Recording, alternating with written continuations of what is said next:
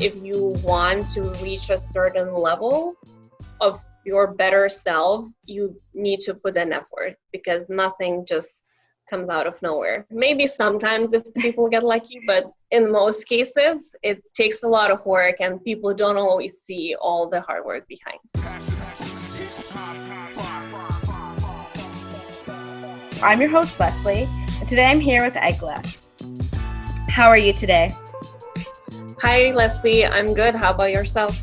Great. Usually we get started, we do a few kind of initial get to know you questions. So where are you currently living?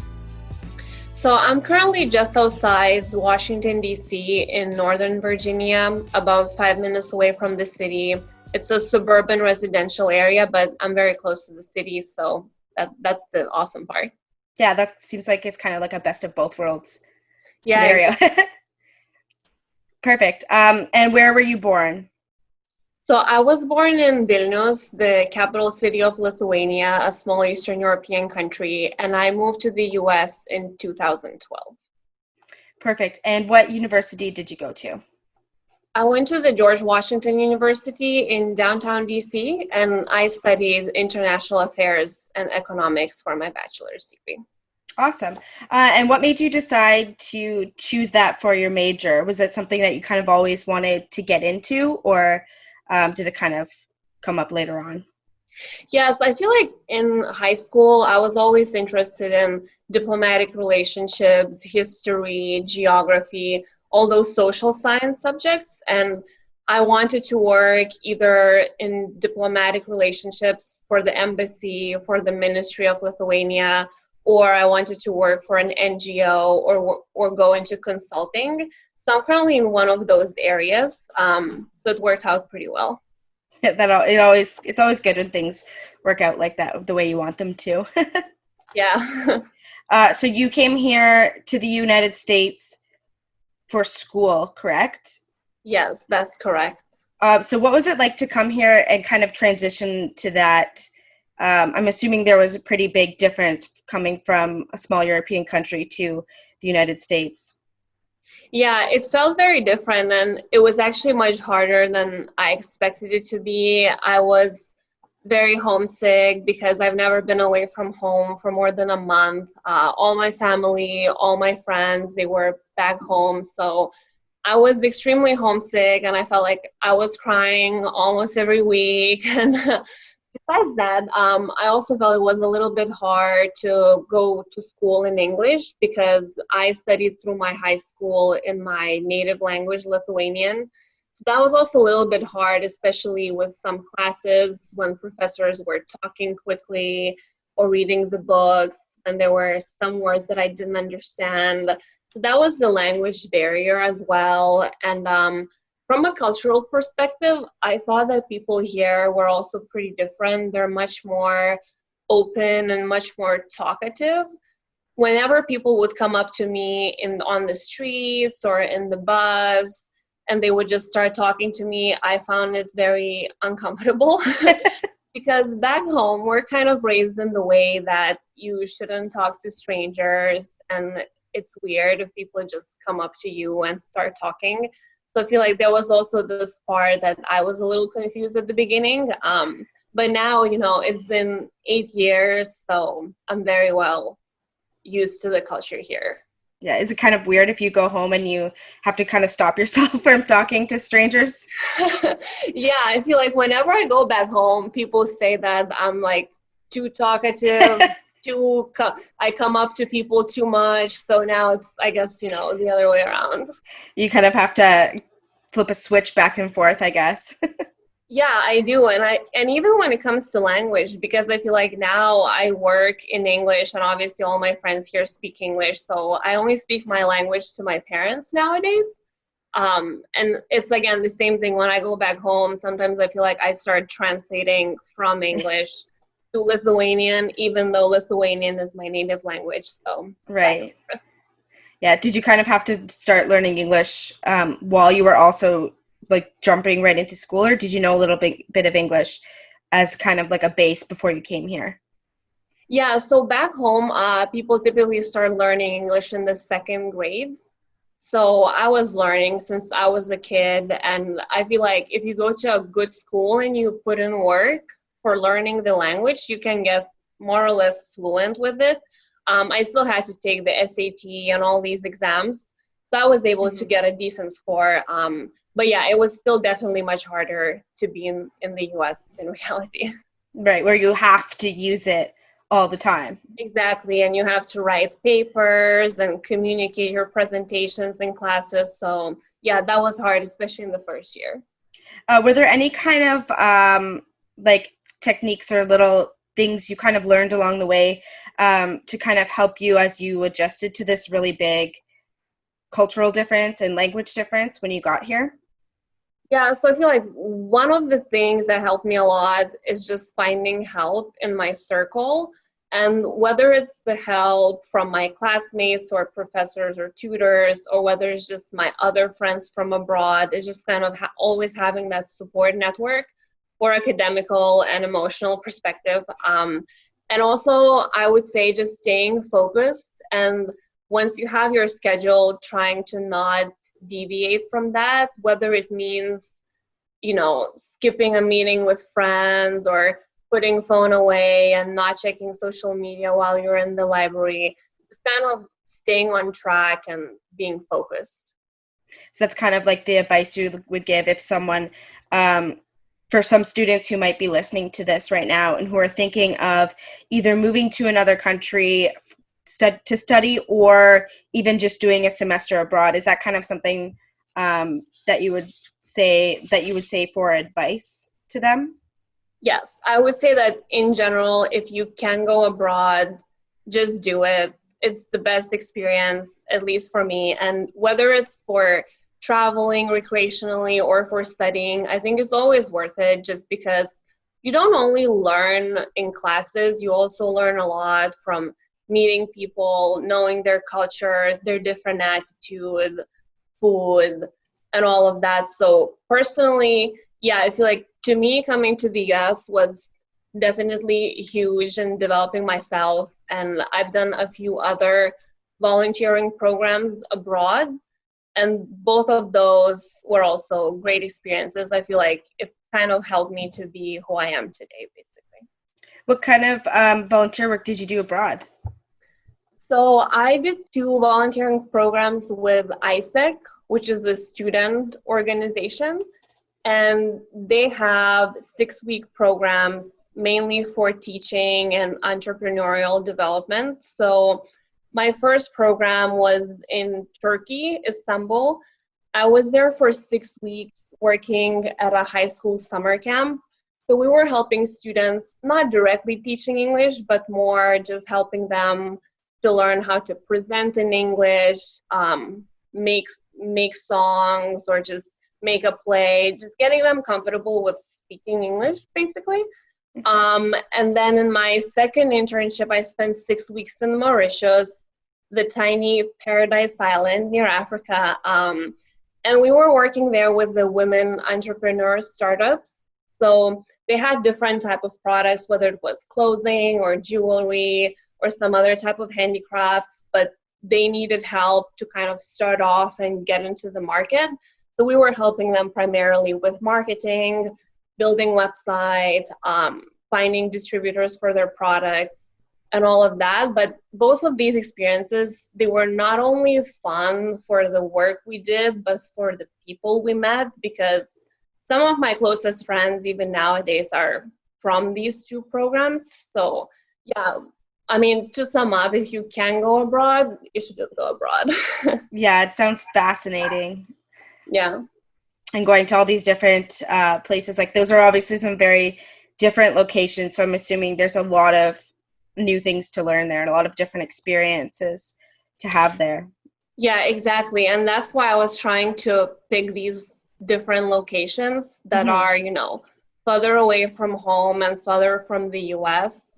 So in Turkey, I could experience a little bit of Middle Eastern culture along with some European, since Istanbul is divided between the two Mm-hmm. continents. And in Mauritius, it was like a little bit of Indian culture mixed with some African and French.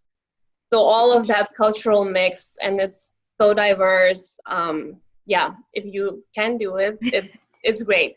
Yeah, and I was really happy with the way that ISEC organization ran these programs. So I highly recommend to check it out. Amazing. Yeah, that does definitely sounds like an amazing experience. You mentioned to me before that one of your biggest passions was tennis, and that when you came to the U.S., you played NCAA Division I tennis, and you played that when you were in university. Yeah, so I played tennis for my school throughout 4 years. And this is actually one of the ways that I came to the US and why I wanted to come to the US, because it has very well developed sports programs and scholarships for athletes as well. So in my case, I mean, I come from a small Eastern European country. Salaries aren't the highest back there. So Right. unless I had a scholarship for tennis, I would not have been able to be in the US.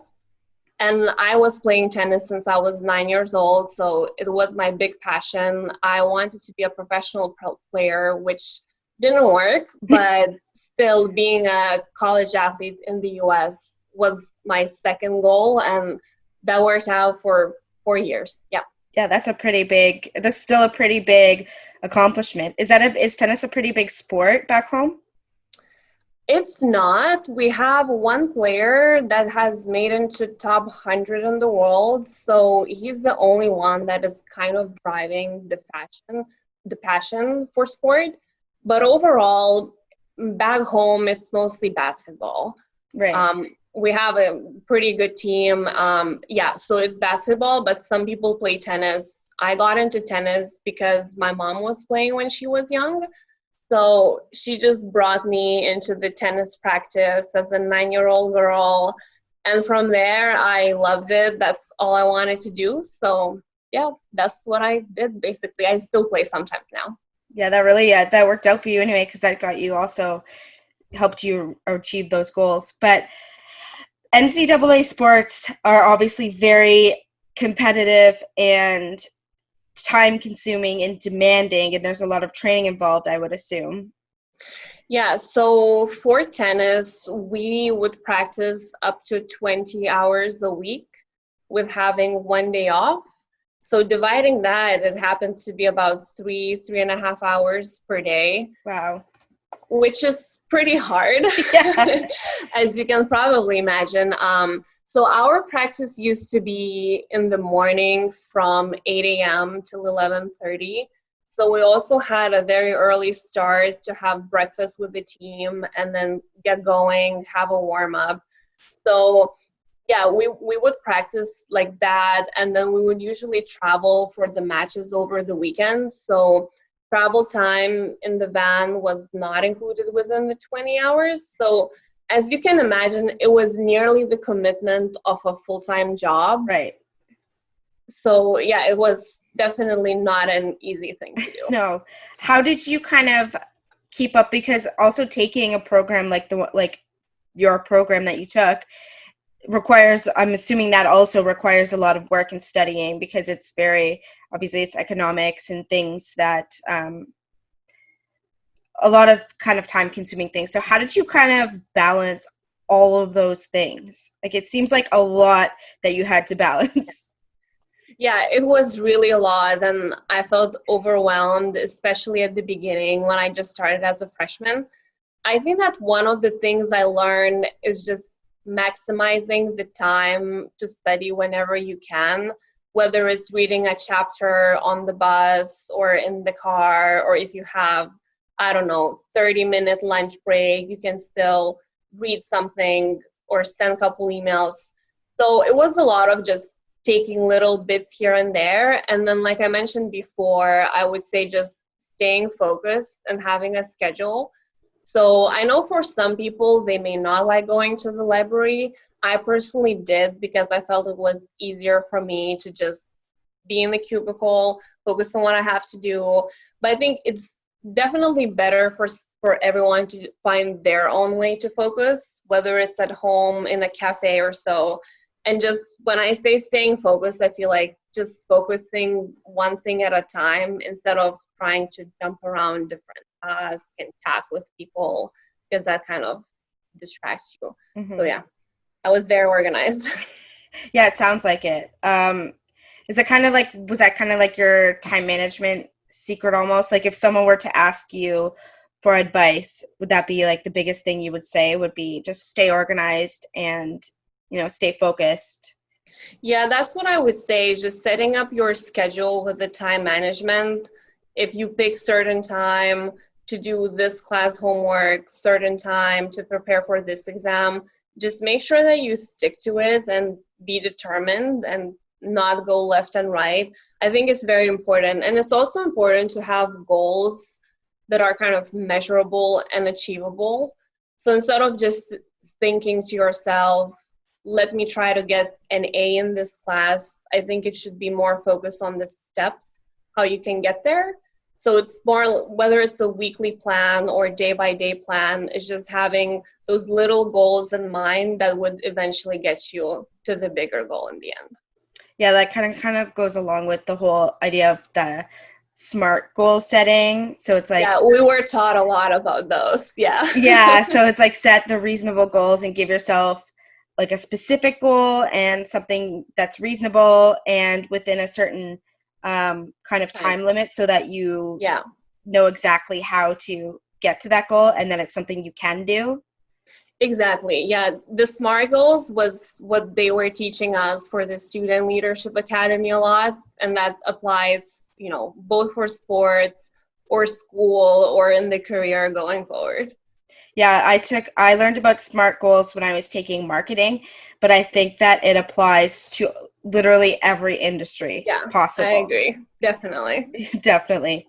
Yeah. And I know another thing that you mentioned, one of your other big passions is traveling. And I know we've already even talked about some of the different places that you've traveled to for internships and things like that. Um, but and we also just talked about how busy you were as a student. So is traveling kind of something that you were able to fit in when you were a student, or was it kind of just like later on, or? Yeah, so I think traveling as a student during the school year was only for tennis tournaments, because we had games usually locally every weekend, or at least every other weekend. So we would just drive with the team in a minivan, which wasn't really like fun trip. Yeah, but we also had a few bigger trips also with the team for spring break. We did have games, but we also had time to relax. So we've been to Florida, we've been to San Francisco, New York. So those places were more fun because we got to do some exploring around in addition to playing tennis.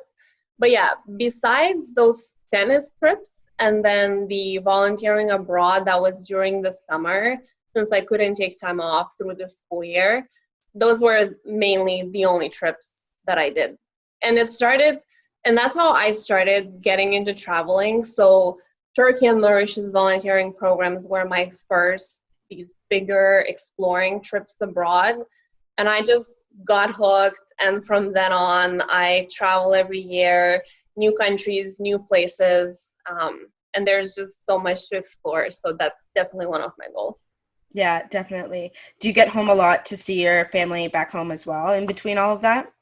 So I usually go home for Christmas, because luckily my current company gives about a 10-day Christmas shutdown for all employees.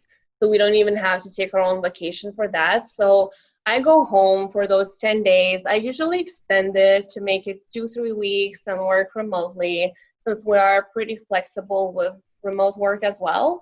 So winter time is the one time that I go every year, no exceptions. But then I sometimes also have my mom come here in the summertime, and I've taken her on a few of those trips as well. So she caught a travel bug from me, and now she's looking forward to traveling again.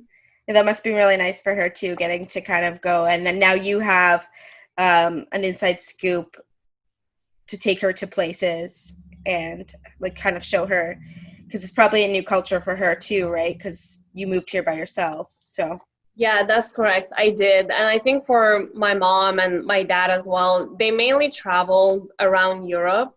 So our country was previously a part of the Soviet Union as well. So they've done a lot of trips around the current Russia.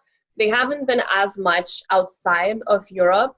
So for my mom going to countries with me like Peru, Colombia, Puerto Rico, it was a completely new world, which is a new world to me too, obviously. And yeah, I always say that traveling is one of the best things you can do. And yeah. yeah, I agree. I always forget too, because I'm in Canada, and I always forget that how easy it is when you live in Europe to just like travel to different countries all within Yeah. Europe, because like I'm so used to being in Canada, and it takes a day just to drive to the other end of the province. So I always forget Yeah, how that's easy that true. is. Yeah. Yeah, but I feel like in big countries like Canada or the US, there's also so much to see Hmm. within the country with all the nature and national parks. And yeah, Yeah, I'm trying to absolutely. make it to Canada to the Banff National Park. Yep, Banff, yeah. Banff, yeah, Yeah. that's one of my bucket list places. Yeah, Banff is beautiful, especially if you go there right at like those changing seasons. Like if you go there towards Hmm. the end of the summer and beginning of fall, they're super. It's beautiful out there. So yeah, you're right. Canada, like it's bigger. It's harder to kind of get to one place or another, but there is a lot of really awesome things to see too. So that is an Yeah. advantage. But same with Europe. I mean, every country in Europe is completely different.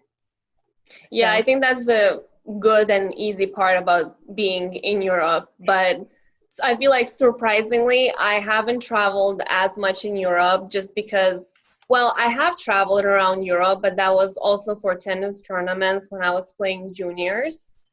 And I feel like whenever you travel for a sports competition, you're mostly involved in that with all the trainings, warm ups, relaxing, stretching. So I haven't had a whole lot of chances to explore the places, but yeah, I've been to quite a few countries around Europe for tennis as well.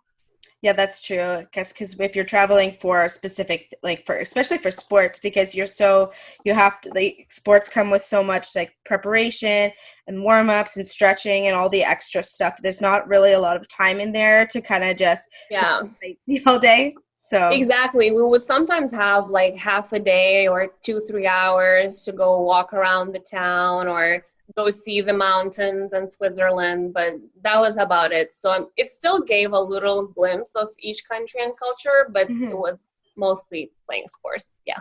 Yeah, definitely. It's probably used some more time. Um, Obviously there's a lot of really awesome things that you've done being in school and traveling and all that. What would you say is your favorite memory from your time in school?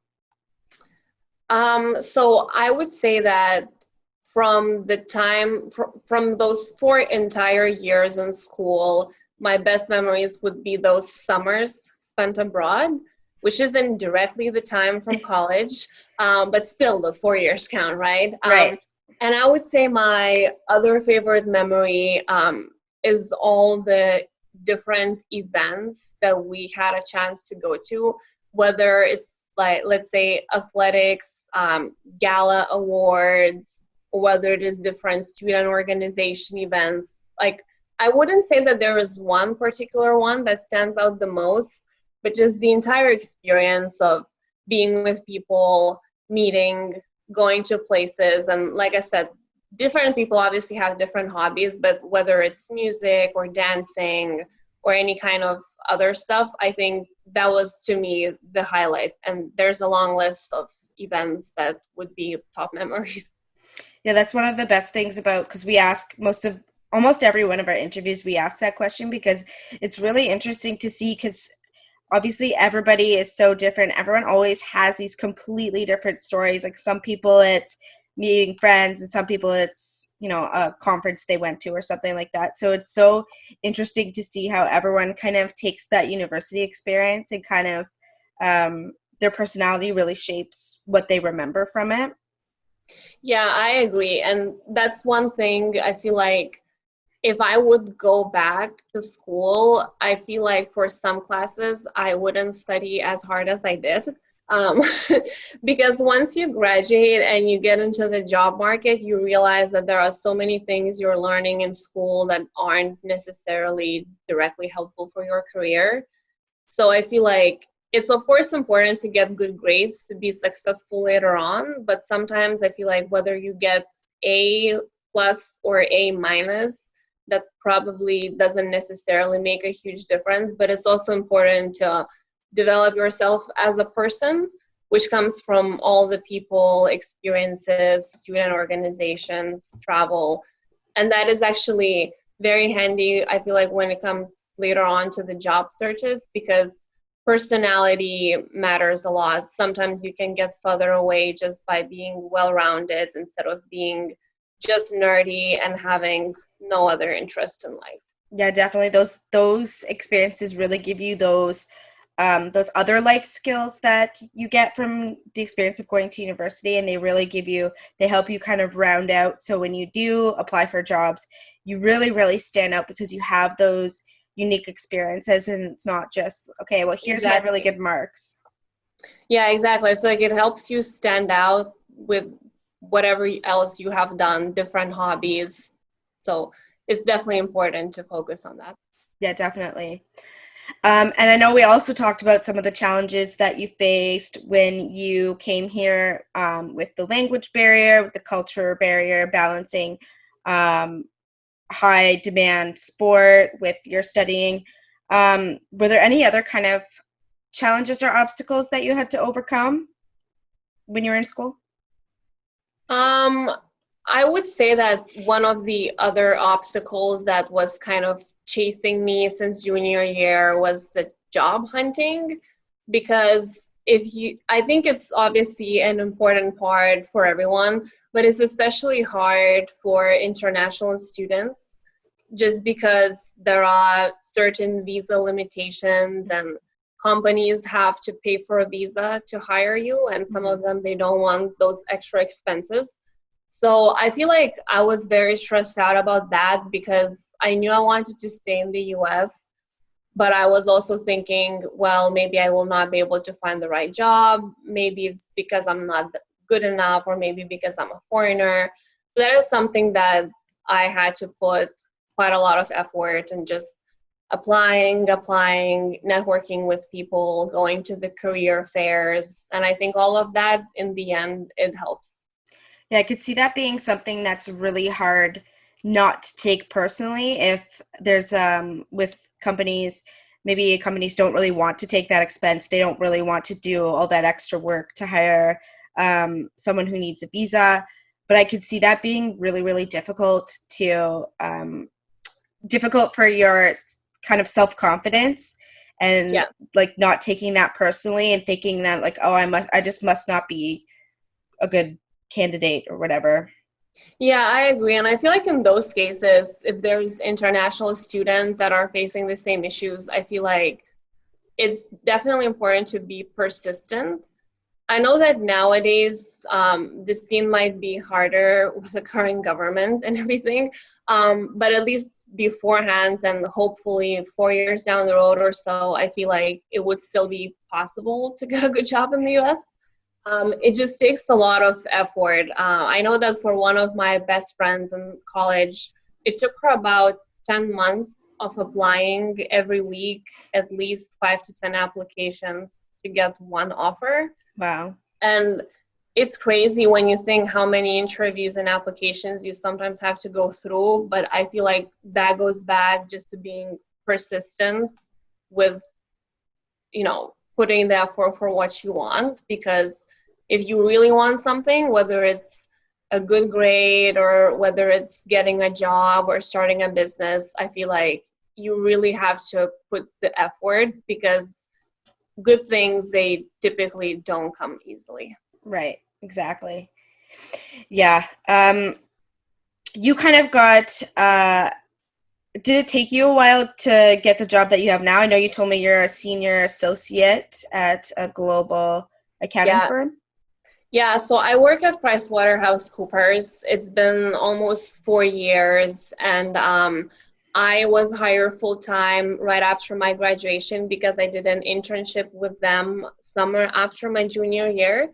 So it was nice because it ended up being like a fast track. You do a Hmm. successful internship and you get a full time offer after. So it did take me some applications to get the internship. I think I applied maybe 20 or 30 positions. So it's not as many as some people go through, but it's still not one of the first few shots, obviously. And that's something that I think is very important if there's any juniors or below listening to the podcast to start looking into the market early because especially with bigger companies, if you intern with them, whether you're a sophomore or a junior, if you do well, they will likely give you a full-time offer to come back after your graduation. So I would say, if possible, try not to focus on just getting any random summer job for those years, especially after the junior year, which I think is critical. Because again, you may get a temporary job, whether it's paid or unpaid. It's still good to have experience, but if you are able to aim for a bigger fish, I think it's worth it because again, in my case, I landed the job offer before even entering my senior year. So that definitely takes off a lot of stress off your plate. And if it's possible, I think that is probably the best way to go. Yeah, definitely. It seems like I think that for a lot of industries, I think that's probably like those securing those internships and even like co-op positions. I think those are super important because, like you said, it can really help you get that foot in the door, and especially with the job market in North America as a whole.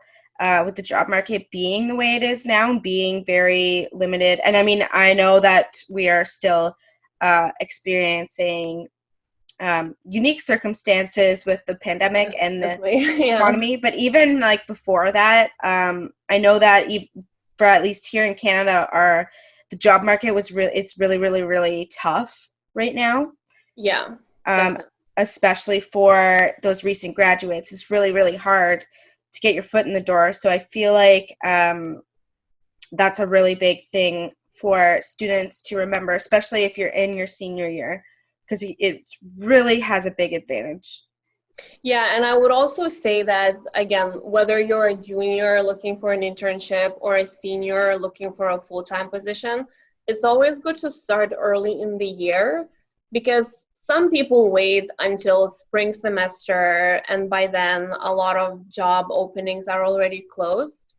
So I know from my company and other companies in the industry, they typically have several recruiting cycles through the year, one of which would start, some applications would start in the fall, some would be in the winter, some could be in the spring. So even though it's on, let's say, only September, October, you still have 9 months to go, and you may not think that you need to start looking for a job, but if you want to have better chances and more positions open for you to choose from, then I would say start from the fall semester right away. Yeah, that's something I've heard too, is that for students who are, maybe if you're graduating, say in the month of June, that what you really need to do is you need to start looking for those job opportunities like in December, like in the winter. December, you said? That's what I've heard. I mean, I could be wrong, but like in the winter months, that early for summer positions is. Yeah, I would say, yeah, winter you can start, but like I said, I know people who start even earlier in the fall, and our company as well, they do some interviews in the fall that I was personally also helping. So I know that there's a good number of interviews. So they usually do in the fall, then in the spring again. But basically, and again, I can speak from my company's perspective, but I'm sure it applies for a lot of Mhm. other companies. So let's say we would have maybe 10 open positions every year, and they would do the first round of interviews in the fall. For these 10 positions, they may pick two people, but they might also pick eight or nine meaning that if you apply in the spring, you may only have 1 or 2 positions open. Right. So you can really get ahead by doing it early, at least winter, but I would say even starting in the fall, because there's definitely a good number of companies that are already recruiting for the summer start date. Wow. Well, thank you for sharing all of that, because I feel like that is really helpful kind of insider information that could really make a difference for someone who's listening right now who maybe is starting their senior year and is kind of starting to think about that, because I haven't been a student in a while, but I wouldn't have known that. So. Yeah, I feel like, in my case, I kind of learned about that after my senior year. Well, myself, I had the offer beforehand from the internship. Right. But knowing, again, from my friends who started applying early, and then from me being in the company, because we often help out with those recruiting events, going to the networking, meeting with students. So I've done a lot of recruiting at my previous university, the George Washington. So yeah, we definitely go there in the fall, and that's not too early. Yeah, definitely. I know that you already are in your career position, and you're pretty on track with that. But what are some of your current short and long-term goals? Do you mean from career perspective or in general? I mean, and whatever you want to share. I mean, it could be both. It could be one or the other. Yeah, so I would say from career perspective, I obviously want to advance and go forward. I'm currently a senior associate, so whether it is moving up the position or getting a master's degree, there's always room for improvement. So those would be one of the goals. I'm not certain about the master's degree yet, because I feel like you can learn a lot on the job before going into grad school to pick the right program. So I'm not in a rush, and I wouldn't recommend for others graduating to be in a rush. And I would say that my other goals, more from a personal perspective, are just fitness and overall healthy lifestyle.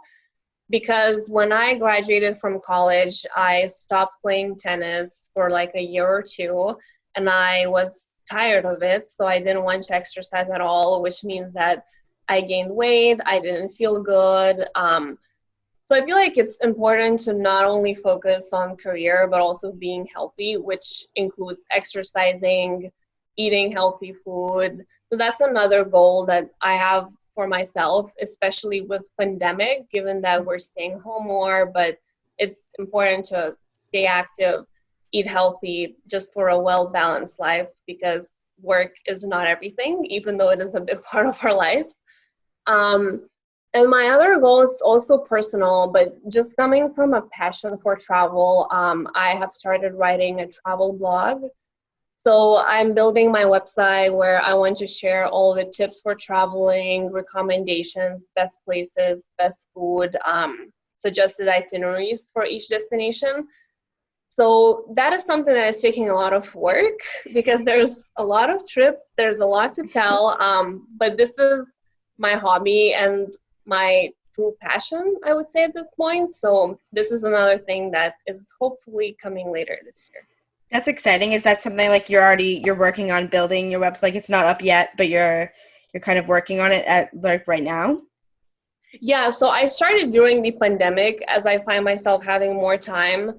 So I kind of already built the basics of the website, but now it takes most of my time to write all the stories, put all the pictures, make sure that I edit, give the right advice for travel. So I really enjoy traveling and sharing my photos, sharing my experiences, inspiring people to explore more. So both my website and my Instagram page are now under construction. Well, I already have my Instagram as a travel blog, but I'm working on the actual website. Well, you'll have to let us know when your website's up and running. You'll have to let us know, send us a link so we can add it. Yeah, definitely. I will do that. Yeah. Do you want to share your Instagram handle now? Yeah, so my Instagram handle is @Lithuanian Worldwide.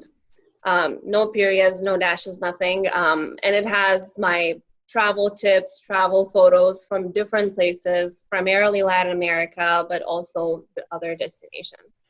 And I'm excited to do that, excited to share, and I hope that people actually find those tips helpful and can travel to different places. I'm sure they will. I mean, anytime I go somewhere, the first thing I check is people's like personal blogs, not necessarily like the TripAdvisor list or anything like that, because those are just like sponsored like corporate things. But so I always look at like people's personal experiences and Instagram to get like the real, kind of like the real scoop, where to go. Yeah, and that's what I want to create, something that is helpful for people, that is pretty to see, but also good to read, where you can go, what you can see, the best restaurants.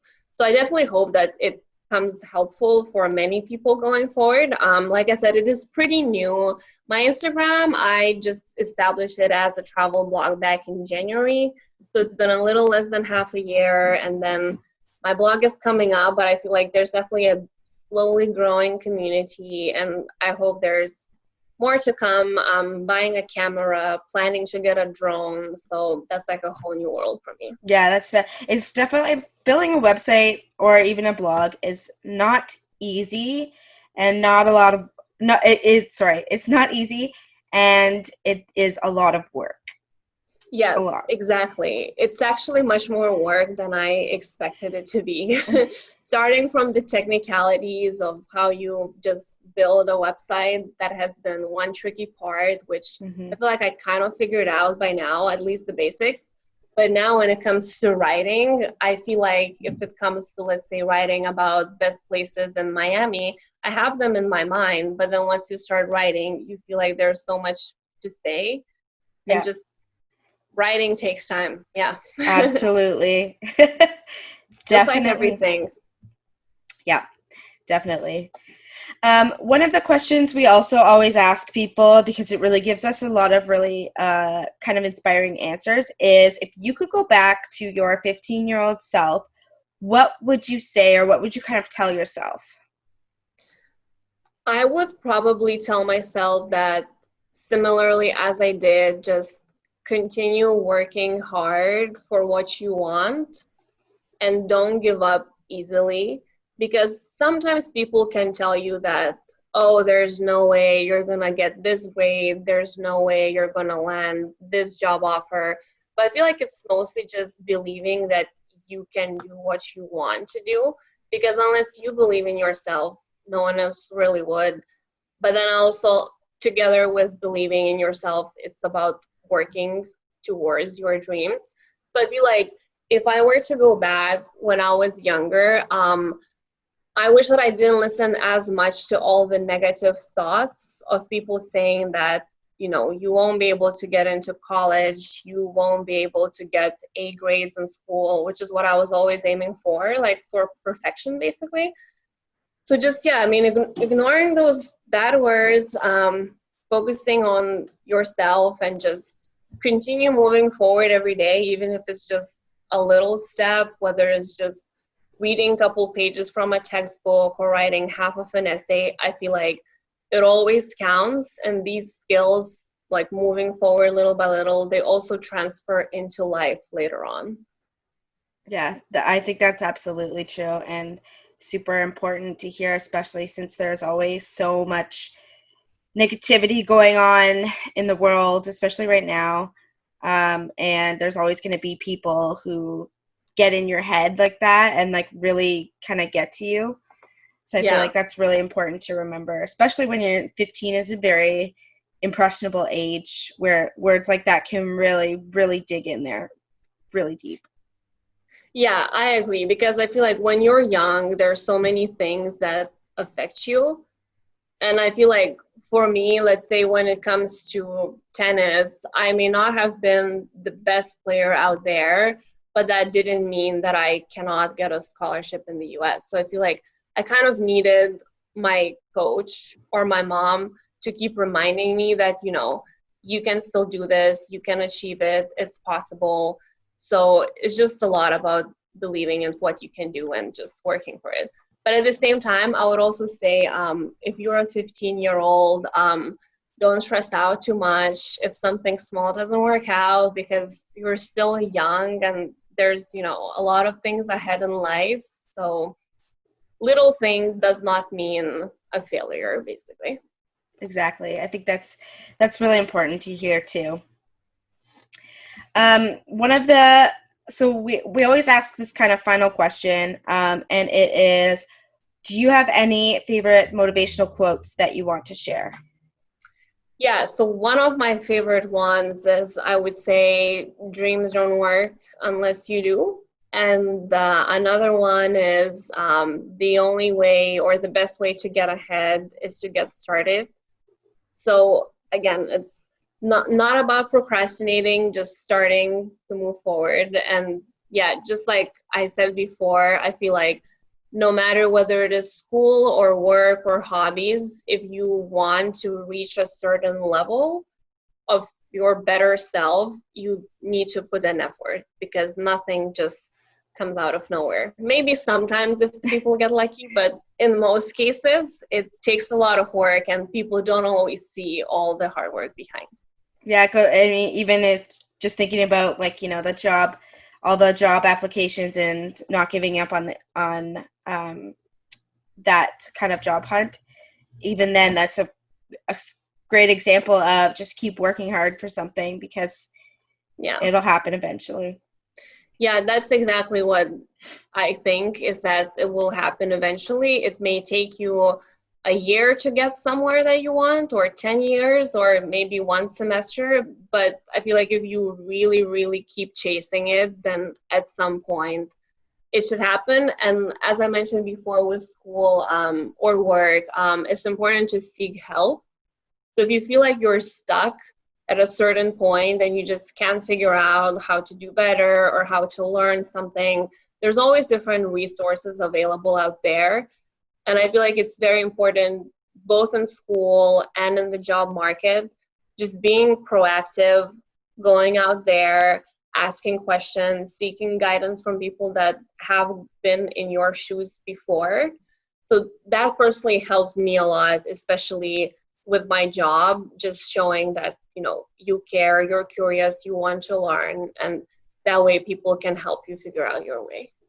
Yeah, that's great. I think that, all of this is really, really helpful, especially for those students. Like, everything you've shared today has been, I think, important information that people may not really think about a lot when they're entering their final year, because they're always excited, like, yay, it's our final year. And then it's like, you get to graduation and you're like, what do I do now? And you haven't really, I think sometimes people don't think about that preparation aspect. So I think a lot of what you've said today is really going to help people, I think.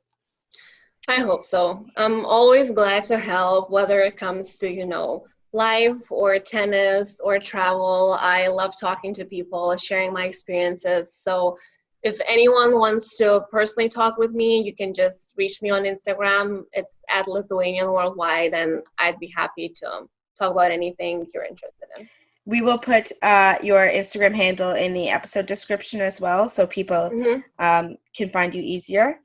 Just before, do you have any last final insights that you want to share just quickly before we sign off? Or I would just say what I just mentioned, that if there's anything that people want to talk to me personally about, or check out the blog, ask about school tips, or maybe get a referral in my company, which is consulting firm, just feel free to reach out, and I'm always happy to talk. Amazing. Well, we really, really appreciate you taking time out of your day to talk to us today and to share all this really helpful information. I think it's going to help. Yeah, it was my pleasure. Thank you for arranging this with me. No problem. It was nice to meet you as well. Okay, thank you. Well, I hope you have a great rest of your day and stay healthy with these crazy times. You too. Stay safe. Definitely. Thank you. Bye. Thanks so much. Bye-bye.